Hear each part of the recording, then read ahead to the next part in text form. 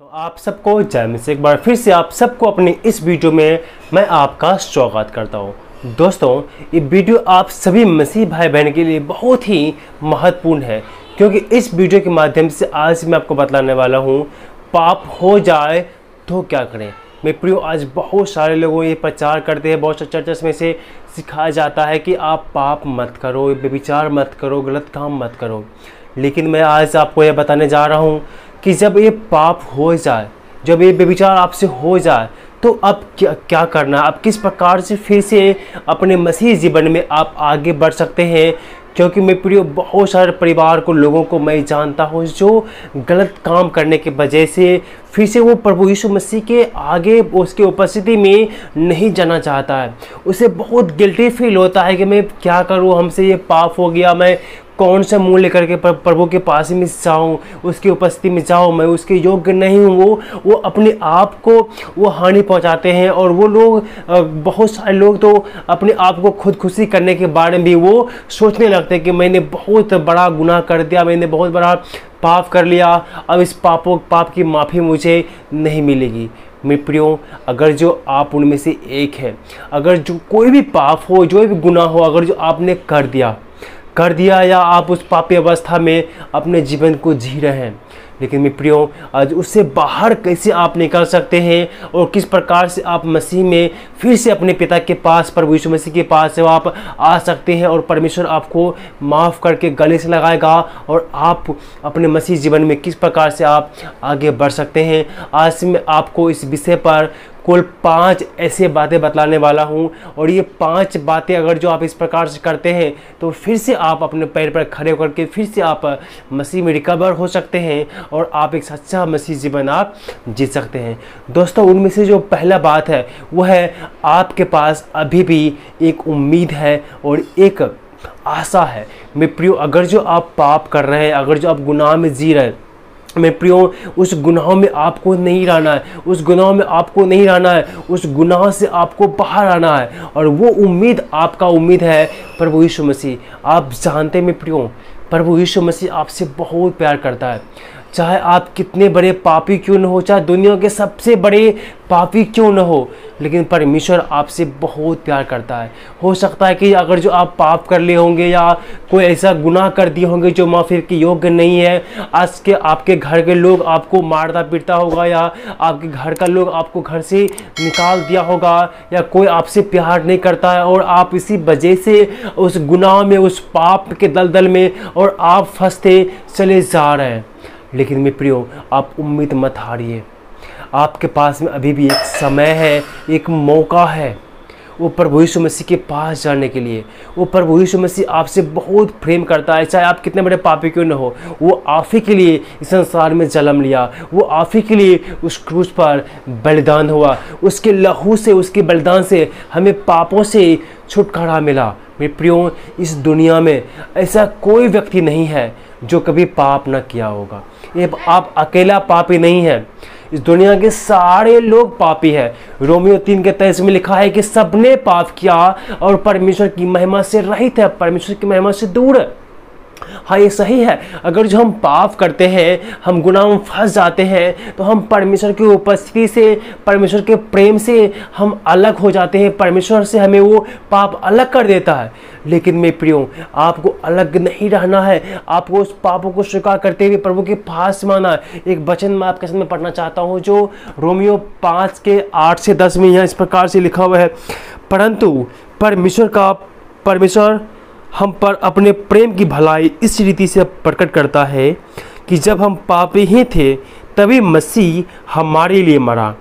अतः जब हम अब उसके लहू के कारण धर्मी ठहरे, तो उसके द्वारा परमेश्वर के क्रोध से क्यों न बचेंगे। क्योंकि बैरी होने की दशा में उसके पुत्र की मृत्यु के द्वारा हमारा मेल परमेश्वर के साथ हुआ, तो फिर मेल हो जाने पर उनके जीवन के लिए हम उद्धार क्यों न पाएंगे। मेरे प्रियो, यहाँ पर हम पड़ोसी साफ साफ बताता है, हम जब पापी ही थे तो हमें पापी की अवस्था में मसीह हमारे लिए मरा, उसके लहू के द्वारा हमें पाप से छुटकारा मिला। चाहे आप कितने बड़ा पापी क्यों न हो, कितने बड़ा गुनहगार क्यों न हो, प्रभु यीशु मसीह के लहू के द्वारा, उस पर विश्वास करने के द्वारा हमें हर एक पापों से छुटकारा मिलता है, हमें हर एक पापों से हमें वो आज़ादी देता है। हम प्रभु यीशु मसीह के लहू के द्वारा उस पर विश्वास के, उसकी मृत्यु पर विश्वास करके हम परमेश्वर के क्रोध से बच जाते हैं, हम उसके क्रोध से बच जाते हैं। इसलिए मेरे प्रियो, आप जो है परमेश्वर पर विश्वास कीजिए। परमेश्वर ने हम पर भलाई किया है, ये सारी उसकी भलाइयाँ हैं। जो भी बातें, जो भी दया परमेश्वर ने हम पर किया है, ये सारे उसकी भलाइयाँ हैं। जैसा कि रोमियो 2:4 में यहाँ इस प्रकार से लिखा हुआ है, क्या तू उसकी कृपा और सहनशीलता और धीरज रूपी धन को तुक जानता है? क्या ये नहीं समझता कि परमेश्वर की कृपा तुझे मन फिराव को सिखाती है? परमेश्वर की कृपा तुझे मन फिराव को सिखाती है। मेरे प्रिय, सारे परमेश्वर की भलाइयाँ हैं, सारे परमेश्वर की दया है। इसीलिए जिस पाप में आप गिरे हैं, जिस पाप में आप फंसे हुए हैं, उस पापों से मन फिरा करके परमेश्वर की तरफ में आप जाए, वो परमेश्वर आपको स्वीकार करेगा, वो परमेश्वर आपको स्वीकार करेगा और आपको मनों को वो साफ करेगा। ये थी पहली कदम। और मेरे प्रियो, ये दूसरी बात यह है कि लड़ाई चलती रहेगी। ये जो युद्ध है पापों के खिलाफ, ये आपके जीवन में हमेशा चलती रहेगी। आपके जीवन में हमेशा हर एक कदम पर आपको परीक्षाएं आएंगे, हर एक कदम पर आपको चुनाव करना पड़ेगा कि आपको किधर जाना है। आप मसीह की तरफ में जाओगे कि आप पाप की तरफ में जाओगे, शैतान की तरफ में जाओगे। क्योंकि वचन कहता है जो पाप करता है वो शैतान का दास है, शैतान का गुलाम है। तो आपको हमेशा इन चीज़ों से आपको लड़ना पड़ेगा, आपको लड़ना पड़ेगा। अगर जो उदाहरण के लिए मान लीजिए आपके सामने में कुछ ऐसी बुराइयां आ गया जो आप कर दिए, शैतान ने आपके जीवन में परीक्षा को लाया और आपसे बेविचार करवा लिया, आपसे गंदे काम करवा लिया, तो आप हार गए, आप उस युद्ध में हार गए। हमारा हमेशा जो युद्ध है वो आत्मा से है, वो शैतान की हर एक चाल से है, शैतान की हर एक युक्तियों से हमारा वो युद्ध है। अगर जो पाप आपसे शैतान करवाना चाहता है, वो अगर जो वो पाप आपने कर लिया तो आप इस युद्ध में हार गए, इस युद्ध में हार गए। लेकिन मेरे प्रियो, मैं आपसे कहना चाहता हूँ, अगर आप अभी जिंदा है, इस दुनिया में सांस ले पा रहे हैं, तो अभी भी युद्ध समय बाकी है, अभी भी चल रहा है, युद्ध खत्म नहीं हुआ है। उस पर आपको विजय हासिल करना है, उस पर विजय हासिल करना। एक वचन मैं आपके सामने पढ़ना चाहता हूँ जो हमें बाइबल में मिलता है, इफिसियों 6:13 यहाँ इस प्रकार से लिखा हुआ है, इसीलिए परमेश्वर के सारे हथियार बांध लो कि तुम बुरे दिन में सामना कर सको और सब कुछ पूरा करके स्थिर रह सको। मेरे प्रियो, परमेश्वर का वचन कहता है इसीलिए कि परमेश्वर के सारे हथियार बांध लो कि तुम बुरे समय में पर स्थिर रह करके शैतान के हर एक युक्तियों को, हर एक चालों को तुम सामना कर सको। मेरे प्रियो, याद रखिए, शैतान चाहता है, जिस स्थिति में अभी आप पाप में फंसे हुए हैं, वो चाहता है कि और आपको पाप में गिराने के लिए, और वो आपको पाप में फंसाना चाहता है, वो आपको फंसना चाहता है। लेकिन वचन कहता है तुम अपने सारे हथियार बांध लो, सारे हथियार बांध लो, वचन का तलवार ले लो, ये वचन को ले लो, ताकि तुम शैतान की युक्तियों के सामने में खड़े रह सको। जब तक आप इस जिंदा है संसार में, जब तक आप सांस ले पा रहे हैं, तब तक ये लड़ाई चलती रहेगी, तब तक ये युद्ध चलता रहेगा शैतान के खिलाफ में, शैतान की युक्तियों के सामने। लेकिन उससे क्या करना है आपको? उस सबको छोड़ करके ज़्यादा से ज़्यादा आपको बाइबल को पढ़ना है और वचन को पढ़ना है, और ज़्यादा से ज़्यादा आपको प्रार्थना करना है, ताकि तुम परीक्षा में ना पड़ो मेरे प्रियो। और इस परीक्षा से बाहर आने के लिए आपको क्या करना है? आपको प्रार्थना करना है और मसीह यीशु पर विश्वास करना।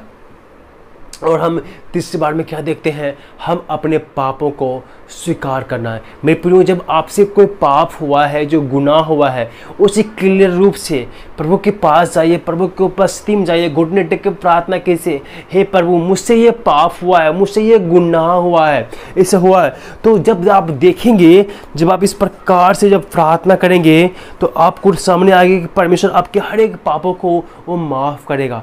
जैसा कि पहला यूहन्ना 1 के 9 में लिखा हुआ है, यदि हम अपने पापों को मान लें तो वह हमारे पापों को क्षमा करने और हमें सब अधर्म से शुद्ध करने में विश्वास योग्य और धर्मी है। विश्वास योग्य और धर्मी है।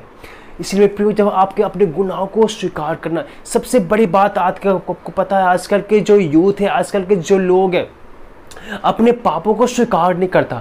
आदम की बागीचा में यही हुआ था ना, आदम हवा ने अपने पाप को स्वीकार नहीं कर रहा था। और आज के लोगों की विडंबना यही है कि अपने पापों को नहीं मानता कि मैंने प्रभु के खिलाफ में पाप किया, नहीं मानता कि हमसे बेविचार हो गया, हमसे गंदे काम हो गया।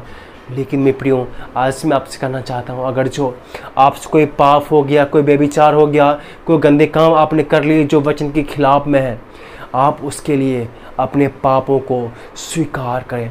जब स्वीकार करेंगे तो आपको हर एक प्रकार के अधर्म से, हर एक प्रकार के पाप से वो आपको बचाएगा और आपको शुद्ध करेगा, आपको वो पाक और पवित्र कर देगा। इसलिए आप अपने पापों को स्वीकार करें, अपने गुनाह को आप माफ़ी मांग लें प्रभु से स्वीकार करके, तब देखेंगे परमेश्वर आपको स्वीकार करेगा और आपको के हर एक पापों को वो माफ़ कर देगा। यीशु इसलिए जन्म लिया कि वो आपको बचा सके पापी अवस्था से, इसलिए उसका जन्म हुआ। और हम चौथा बार में देखते हैं, पहचान करना है कि कौन से कारणों की वजह से आप पाप में गिरे हैं।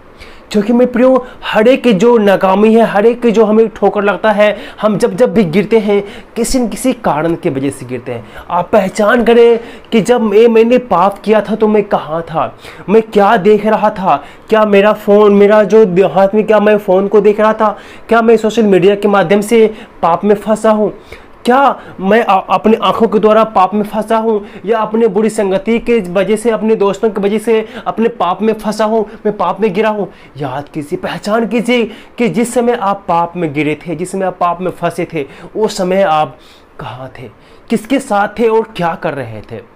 जब तक अब इन बातों को, इन चीज़ों को नहीं गौर करेंगे, तब तक आप इस पाप से बाहर नहीं आ सकते। हो सकता है कि आप टीवी के द्वारा पाप में फंस गए होंगे, हो सकता है कि आपके मोबाइल फ़ोन में आप अश्लील वीडियो देख के पाप में फंस गए होंगे, हो सकता है कि आपने अपनी आँखों से गंदी चीज़ों को देख लिया होगा, गंदी वस्तुओं को आपने देख लिया होगा, जिसकी वजह से आप में पाप में फंसे होंगे। हो सकता है कि आप अपने दोस्तों के साथ में गया और गंदे काम किया, आपने व्यभिचार कर लिया, तो उसकी वजह से आप पाप में फंसे होंगे। कुछ भी हो सकता है। मेरे प्रियो, आप पहचान करें और उन गलतियों को, उन बातों को दोहराना बंद कीजिए। जिस किसी से भी आप पाप में फंसते हैं, जिस वजह से आप पाप में गिरते हैं, वो काम करना आप बंद कीजिए। अगर जो आपका पाप में गिरने के कारण आपका मोबाइल फ़ोन है, तो आप मोबाइल फ़ोन का कम इस्तेमाल कीजिए। जितना ज़रूरत है आपको बात करने का, उतना इस्तेमाल कीजिए। आपके दोस्तों के द्वारा आप अगर जो पाप में गिरते हैं, तो उसे दोस्त को बदल दीजिए या उसको आप बदल दीजिए। तो आपको कदम उठाने पड़ेंगे। ऐसा नहीं हो कि बस सिर्फ सुन लिया, ऐसा नहीं हो गया, आपको कदम उठाने पड़ेंगे।